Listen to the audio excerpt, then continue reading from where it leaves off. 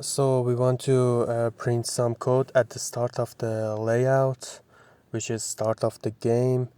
So as you can see in construct, I add an event and select the start of the layout and a sub event, and I add an action, which first I import add an object, a browser object for my console output, and I add action, go to browser and select log, and I want to print hello world.